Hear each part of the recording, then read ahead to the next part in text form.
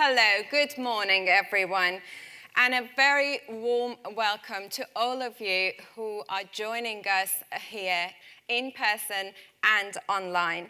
I'm Shooka Bidarian, an environmental correspondent and a documentary maker, and I am thrilled to serve as your host and session chair for this event. Today, we'll delve into the outcomes of COP28 and we discuss why we must accelerate our transition faster than the international consensus. And additionally, we'll explore the roles of businesses, policymakers, academics, and activists in the green transition here in the UK. Before we officially kick off with our wonderful, brilliant speakers, I'd like to cover a quick housekeeping note. We are not expecting any fire alarms today, but if the alarm does sound, our colleagues here will direct you to the closest fire exits to vacate the building safely. And now, I am thrilled to introduce our video address by the former US Vice President, the founder and chairman of the Climate Reality Project, Al Gore. Hello, everyone. I'm really glad to join in welcoming all of you to this important gathering. And let me start by simply applauding the tremendous partnership between Climate Reality Europe, University College London, and the Climate Cafe for coming together to organize today's event.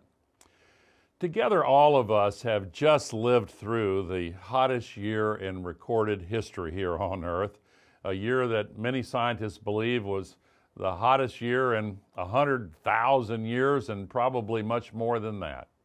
We've experienced the destructive fires and smoke, the devastating floods and landslides, the widespread droughts, the melting ice and sea level rise, the much stronger storms that have caused so much damage, and many other horrific impacts caused by humanity's collective failure thus far to tackle the climate crisis with the urgency it obviously demands. We know what we've got to do. We need to stop using the sky as if it were an open sewer. We have to rapidly phase out the use of fossil fuels as quickly as possible and move then to replace them as quickly as possible with the clean energy solutions that are fully available to us today. The electricity is cheaper in almost the entire world. It doesn't have the co-pollution that kills many millions of people each year with the lung problems. It creates 3 times as many jobs per dollar spent or per pound spent compared to money put into the old dirty poisonous fossil fuel complex.